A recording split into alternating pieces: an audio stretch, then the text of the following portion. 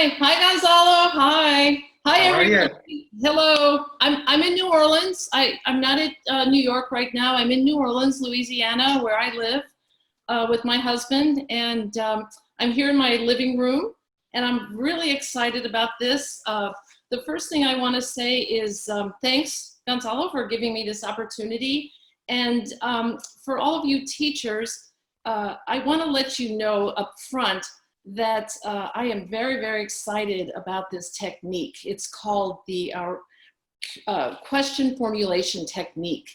And this is something that I recently learned about. I really am a believer in questions and exciting students about a topic and getting them to ask questions. And many times in my classes, students are a bit hesitant to do so. And they just kind of sit there and they expect me to answer the questions, and then they try to give the right answer, like they're trying to please me.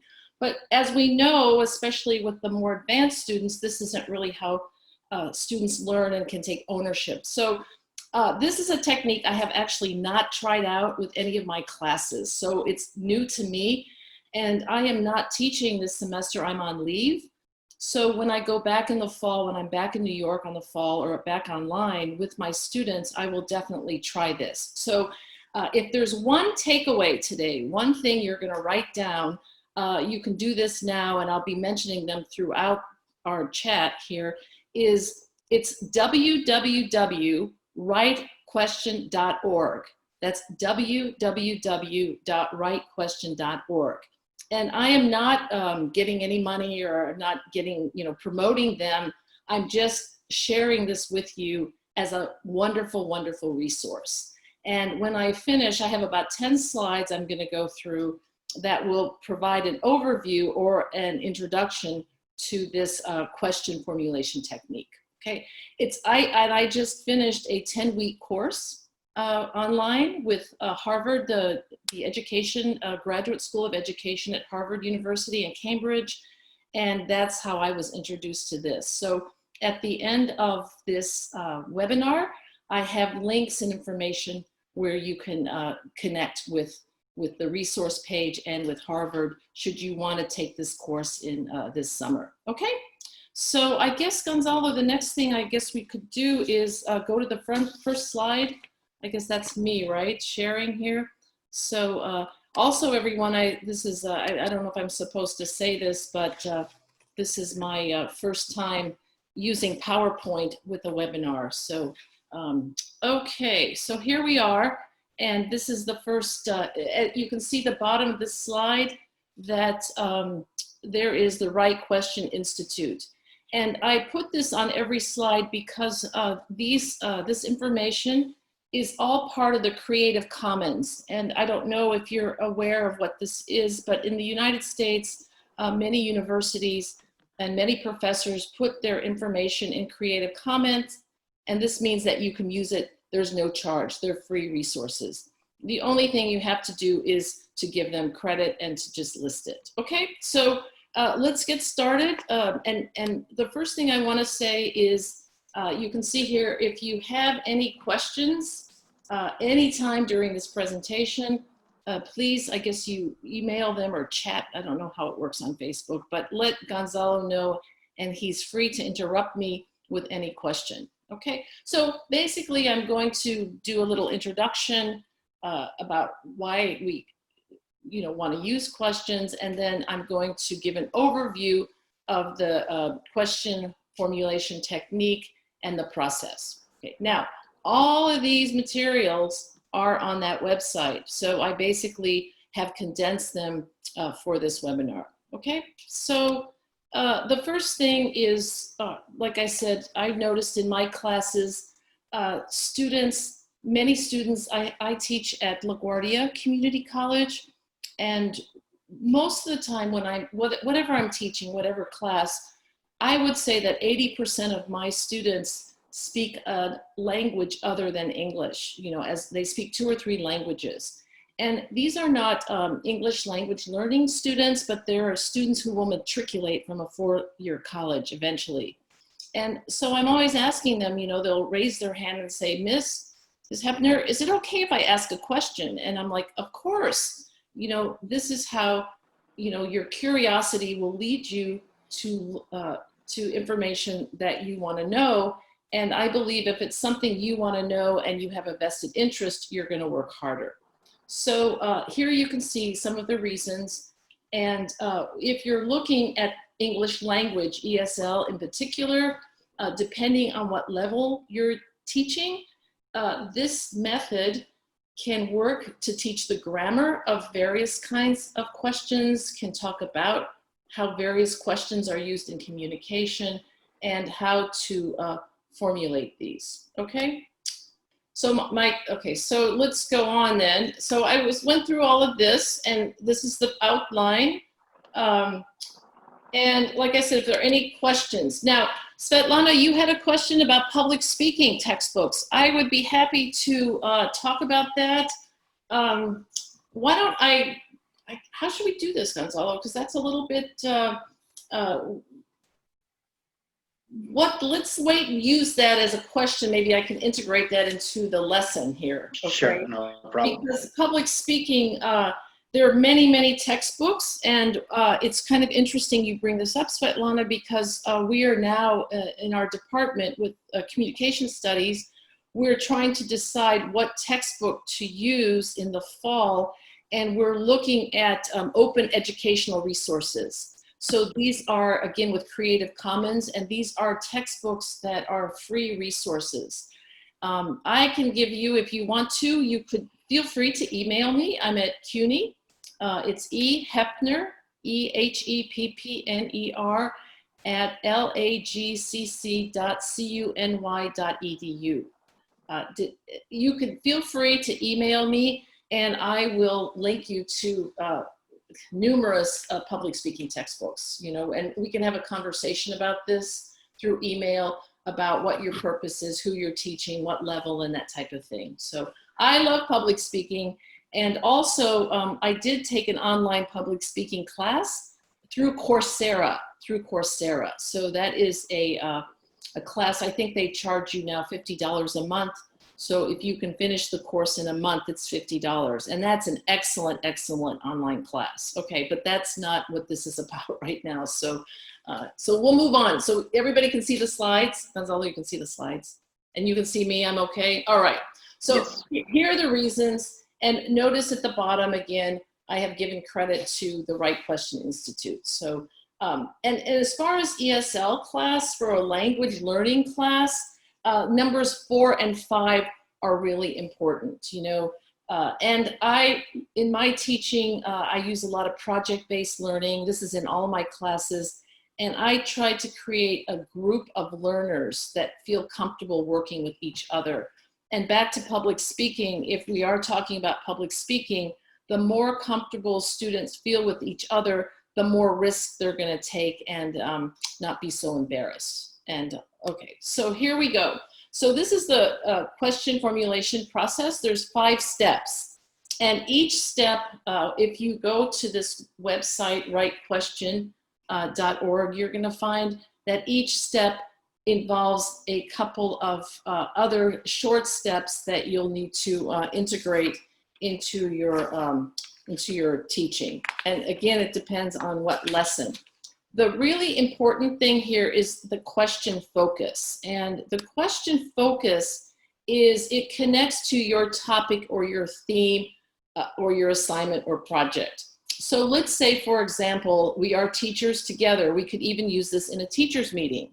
And we're trying to decide on a public speaking textbook, okay? Or we're trying to decide on, we come up with a statement. So the question focus is always a statement. So the idea is that the teacher is not generating the question, the students are. So for example, let's say public speaking, you might say public speaking textbooks are an important component of the class. Okay, that's a statement that we would start with. Now, the class that I took online, I just finished a couple weeks ago, the example, what we were used was some students are not asking questions. Okay, so that's the question focus. And this question focus can be used anytime during a lesson. I'm going to try it at the beginning of a lesson just to get students interested in the material and to find out what they already know, what's their prior knowledge about the topic, okay? Now, the second step, and this is a really important step, and many times when you're doing this process, you would divide students into groups, okay? So you'd have students in groups, and you would have that question focus for the groups. And before you begin this process, or some point, you want to review these rules. Now, these rules are really, really important. And if you take the online course, you know, you get into more detail, and you will find out that these rules are hard to follow and for the students because they will be resistant, okay, sometimes. So it's important to review the rules if they ask you to give them questions. Okay, so number one, ask as many questions as you can. It's kind of like brainstorming. Whatever question comes to mind, just write it down. So you have one person writing down the question and everybody's kind of brainstorming. When I was doing this, it reminded me a lot of free writing, which is just writing everything you can, all your ideas, generating ideas. Number two, do not stop to discuss, judge, or answer your questions. That judging is really important. Just write down any question. And number three, write down the question exactly how they said it, okay? And number four, change statements into questions. Now, for ESL, I'm just thinking of this now, you know, record exactly as stated, change statements into questions. This is something you could use with even beginning students, okay, to practice questions, to say, okay, you wrote it like this, how would you write it in English? What's the syntax? How do you change a statement into a question? And then if you wanted, I'm kind of a grammar nerd, I love grammar. I would then take this into a linguistic and start saying, let's look at the syntax, that type of thing. And then I could get back on track. So I think once you go to this website and you really understand the process, if you're interested in this, you can see that this technique can be used at every level. And the idea is to get students, especially if they're from other cultures, and sometimes I think students from other cultures aren't encouraged to question authority or to ask questions in class. They're taught to be very quiet and just passive. So I think cross-culturally, this could also encourage students that it's okay. American professors expect you to ask questions. You know, when you're, especially in a small class, if you're in a, you know, a small class. So for those going on to university classes, this could be really important. Okay, so change statement. Then after they've produced all their questions, then you ask them to number their questions 1 through 10 or 1 through 20. You just number the questions, okay? Now, the next thing, step 3, okay, step 3 is you categorize each question. Now, this is where you get into a discussion about closed or open-ended questions. And you might, depending on the level and students' understanding of syntax and what kind of questions there are, you might even want to do this before. Close-ended, you can answer with a yes or no or one word. We might call them yes-no questions or WH questions, some of those, or open-ended. So then what the students do is they go through each question and they write a C or an O, okay? They write a C or an O. Then the next one is you prioritize your question. There's an action plan, discuss next steps, or share.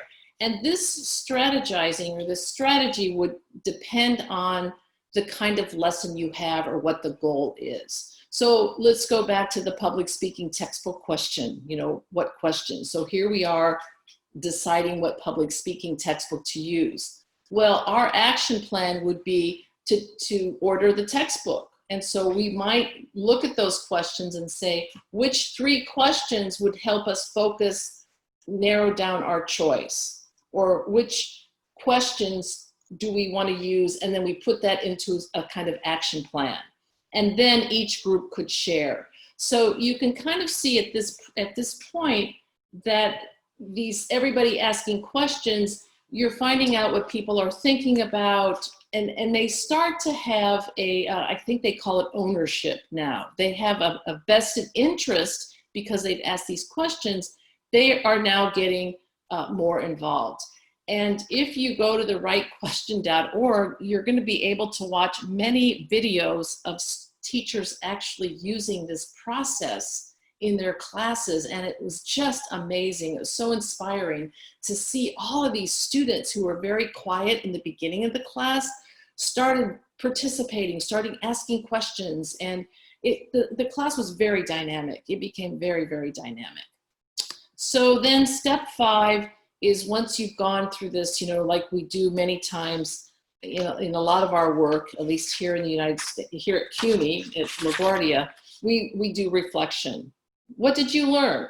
Anything. What did you learn and how did you learn it? And this gives everybody a chance then to transition to the project, or to share, to make them aware of what they're learning, kind of reflection. Okay. Any questions, Gonzalo? Do we have any questions, or is this making sense? Everybody with me? Is this okay? So weird not being able to see the class. So yeah, we have Irma. I think she's from Romania, and she's asking if the second step was an entirely production stage. Yes, good question. Yes, it is. So if you envision this, and when you look at these videos, what you will see is you will divide the class into different groups. And I know one teacher, she divided the class in half, and then each half had groups, and each half of the class had a different focus question, a different focus statement. So at this point, students are working in groups, or parents are working in groups, or whoever you're doing this with are working in groups. They have big sheets of paper and they are writing down, or they're writing, somebody's a scribe. And by the way, I forgot to mention this, what impressed me watching a lot of demonstrations of this is that this method is used from kindergarten through higher education.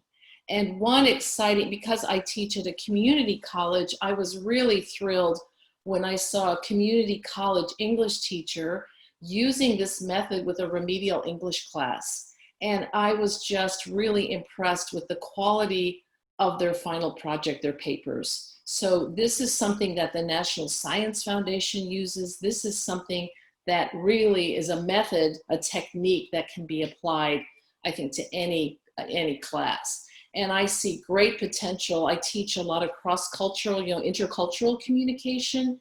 And I just think this is a really exciting technique to get my students more involved and more curious about their environment, to kind of turn them on to learning and asking questions. And I think, I forget the statistic, but I think by the time, like 4-year-olds, if you have children, they ask a lot of questions, and then it seems by the time they get to high school, college, they quit asking questions, So this is kind of to reawaken that curiosity. So here is a list of resources. And again, you can see the Right Question organization. And by the way, it is a nonprofit, and it is not directly affiliated with Harvard University, but many people from the Harvard University Department of Education are interns, and they work together. Down here, so all of these are free. If you go to this rightquestion.org, they'll ask you to come up with a username and a login, so you can go back to it many times. There are many, many things many templates, many handouts, worksheets that you can use. The book at the bottom here, Make One Change, teach students to ask their own questions. This is kind of the definitive book about this method, and Dan and Luz were they're the ones who created this method. So you can read about them. Luz was actually part of the class I took, and I'm not sure how much it is, but it's not free. And then if I have sold you on this technique and you would like to learn more, you can take the online class this summer. And what you do is you do get a certificate from Harvard that says you completed the class. And I really enjoyed the class because I had a chance to meet, since I teach in higher ed, community college, adults, it was very interesting for me to learn from high school teachers and elementary school teachers, what they're doing and some of the issues they have with their students. And I have to say, as a teacher, I've been teaching for probably about over 30 years. Some of the best methods I've used, I got from elementary school teacher. I just had to adapt them to adults. I had to do it that way. So anyway, that's about all I have to say. I hope this has not been too confusing. It's, I followed kind of the outline that they use in the class. And if anybody has any questions, I didn't put my email here, but I will say it's Heppner, H-E-P like Peter, P like Peter, N-E-R at lagcc.cuny.edu. So if anyone has questions, feel free to ask. And that wraps it up. I didn't time that. I'm not sure where we are with this. Yeah. Thank you, Erika. We have a question. Actually, it's not from a teacher, but it's from a student.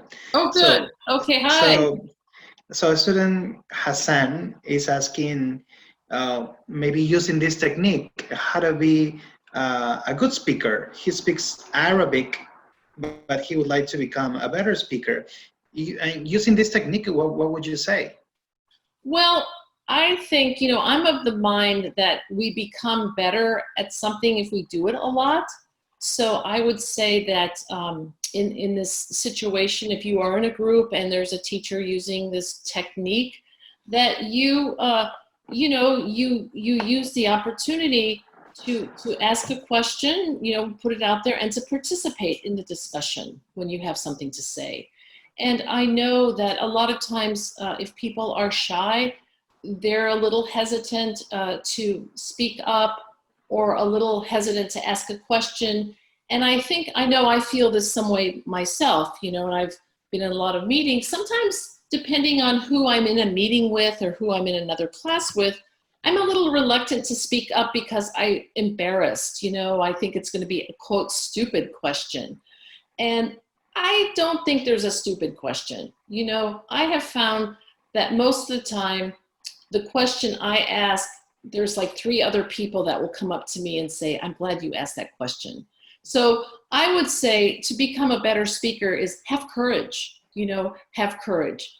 And what I tell my public speaking students, especially those who don't speak English as a first language, because I think one of the hardest things to do is to give a speech in a language that's not your first one and you're kind of just learning. Listen, I went through that with Germans when I was in Germany, but it was very intimidating.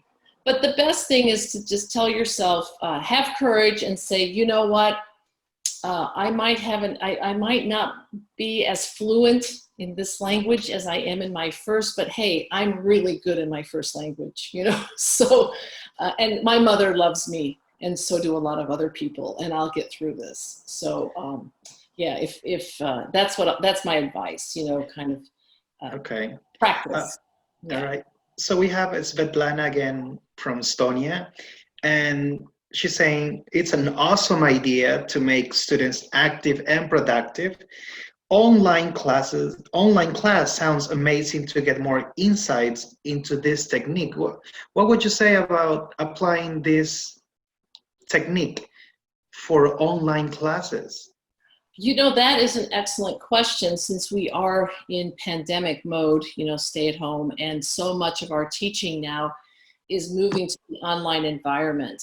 And unfortunately, this is not my area of expertise, but it's an area that I'm moving into. And again, I want to thank Gonzalo for giving me this opportunity, this webinar. And I have to say, on this rightquestion.org, there is a webinar on there that's free, and there's also a template. There's some a software, or I don't know, an application that shows you how to use this technique online. So it's possible. Now, and also while I was taking the class this past 6 weeks, I took the class, you know, the online learning with Harvard. And I would say in our discussion group, there, you know, I think there were like 300 people enrolled in this class, and then we had discussion groups, and we had about 15 people in our discussion group, and I'd say half of them they were able to apply the technique during their classes, and lots of them, they all did it online, and they said it worked really well. So that was impressive. Can't give you any advice there. I'm just going to send you to the website. And I think it's an application called Padlet, if I'm right, if I recall correctly. And that will explain how you can do this in either an asynchronous or synchronous environment. Mm-hmm. All right. Thank you, Erika. We have somebody from Egypt, and he's asking, well, I guess it's again, if there's a top-notch book for speaking activities, but I would translate his question in what kind of books should the teachers look for to apply this question technique? Would you think about any specific kind of book?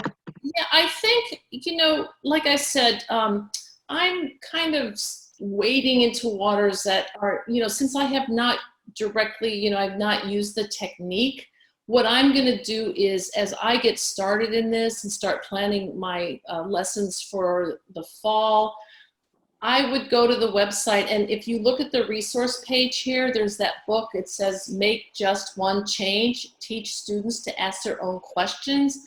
That is the textbook, if you will, for this method.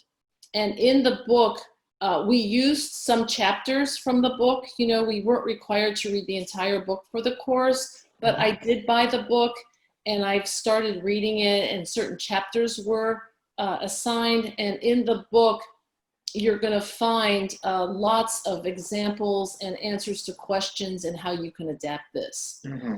And again, what I would say is to go to the website and to look at some of the instructional webinars, to look at videos, examples of people using it.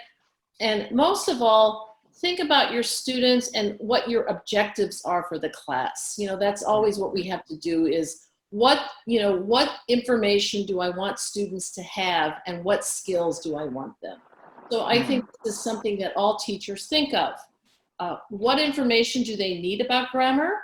Okay, what do I need to teach them about questions? And then how do I give them opportunities to practice? Mm-hmm. So that's always our balance. All right. I don't want to take too much of your time, but this is the last question because we're getting a lot of questions. So we're very happy about that, and thank you, everybody. I have all after, you know, we're an hour. So, okay, you know. Okay, we have Irma again from Romania, and she's saying adults are less willing to break the ice in discussions.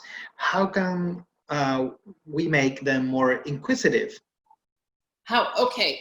So again, this is what this technique is all about. The question formulation technique is, and I like this idea that you start working in small groups, okay? And, you know, one example I recall from the class, and this is how I would start my intercultural class, is sometimes with an image. You know, you could put up an image or you make a statement. If we go back to, let's go back to this, which produce your own questions. This is step one, okay, step one. So what's going to be important for the instructor, and let's say to get instructors, you know, adults, especially with adults, because adults, I love teaching adults because adults bring so much experience with them to the classroom. And I'm talking about, like I've taught, you know, since I'm at a community college, I many times have students who are coming to school. They're in their 30s or 40s, they've raised families, but they haven't been to school. They haven't been in a classroom since they graduated from high school. And so they're really nervous because they're not sure what they should do.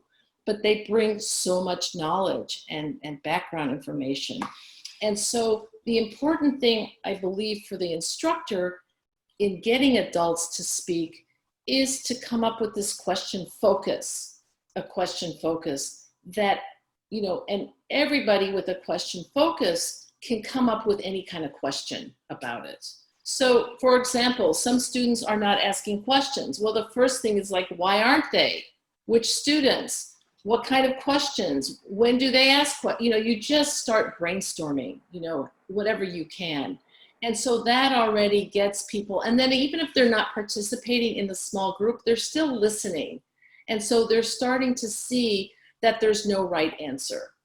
And I have to say, when I observe high school teachers teaching, I do this sometimes with teacher training, I notice that students will try to please the teacher with their answers or with their questions. And so if we look at, let's see, where did I go with this? If we look at the step that says don't judge your questions, you know, when you create questions, just write down anything, don't judge it. I think this is important too. Don't, okay, here we go. All right, right there. Do not stop to discuss, judge, or answer your questions. Just brainstorm. You know, this, I used to teach writing composition a while ago when I started my career. And it was the same thing with getting students to write, just free writing, what's on your mind, just write anything. Because I think a lot of times what gets in the way of learning is judging. Is it the right thing? Is it the right, you know, is that judgment? So we kind of edit before we have a chance to create. And so I believe with the step number one is ask as many questions as you can. And if a student says, I can't think of any questions, can you help me? Just gently repeat the rules. Again, I'm not telling you this from experience in the classroom with this technique, just from watching the videos. So I imagine now we're sitting around, people in Romania, Egypt, Peru, Slovakia. We're sitting around in a cafe and we're sharing an idea. And this was my pitch for this idea. I'm really, really excited about it. So. All right. Okay. Well, thank you, Erika. Thank you. Yeah. Thank you, everybody, for watching this short presentation from our CUNY colleague, Erika Heppner.